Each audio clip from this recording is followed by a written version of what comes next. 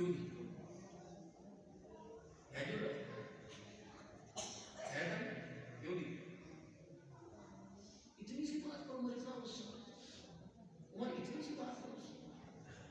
بیت المال میں آڑ کباڑ جمع تھا کچرا جمع تھا سوچا آج بیت المال میں جھاڑو دے لوں صفائی کر لوں عمر جھاڑو دے رہا تھا اس کچرے میں چمنی اڑتی ہوئی آ گئی پھڑکتی گرتی ہوئی آ گئی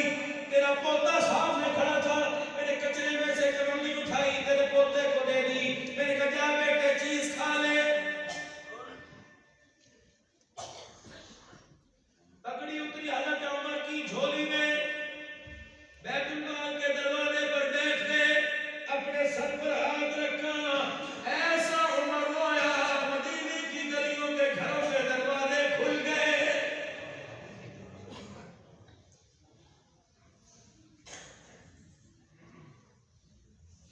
عمر کسی لشکر نے حملے کا اعلان بجا دیا کہیں سے کوئی خبر آ گئی کیا ہوا اللہ ماتھے پر پسینہ آنکھوں سے موٹے موٹے آنسو گر رہے فرمایا ابو موسیٰ اشری سے پوچھو میں نے اس کا کیا بگاڑا جو قیامت کے دن مجھے رسول اللہ کے سامنے کھڑے ہونے سے شرمندہ کر رہا ہے ہوا کیا بتا مجھے فرمایا بیت المال میں لوگوں کا پیسہ ہے امانت ہے امین نے کس کی اجازت سے اس نے امانت میں خیانت دی کی پورے مدینے کے بچوں میں اسے عمر کا بچہ ہی نظر آیا کہ جس کے ہاتھ میں لوگوں کا پیسہ دے دے قیامت کے دن سرکار کے حوض کوثر پر جب دوڑ کے جاؤں گا حضور نے اشارہ کر دیا عمر پہلے خدا کو جواب دے حکومت کا پیسہ تیرے خاندان میں کیوں آیا تھا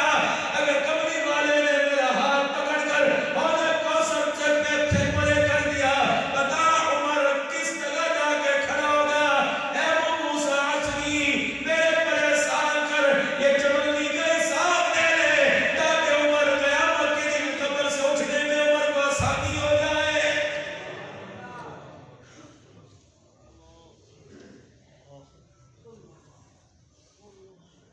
اسی لیے کہا جاتا ہے صحابہ کی زندگی کو پڑھو سوچو تربیت کیسے کرو اولاد نے پوچھا میں فرما بردار کیسے بنوں بیٹے نے پوچھا فرما برداری کیا ہوتی ہے ایک مولوی صاحب کے پاس ایک بندہ ہے کہنے لگا جی ماں باپ کا کام مانتا ہوں جو منہ سے نکالتے ہیں ماں باپوں کا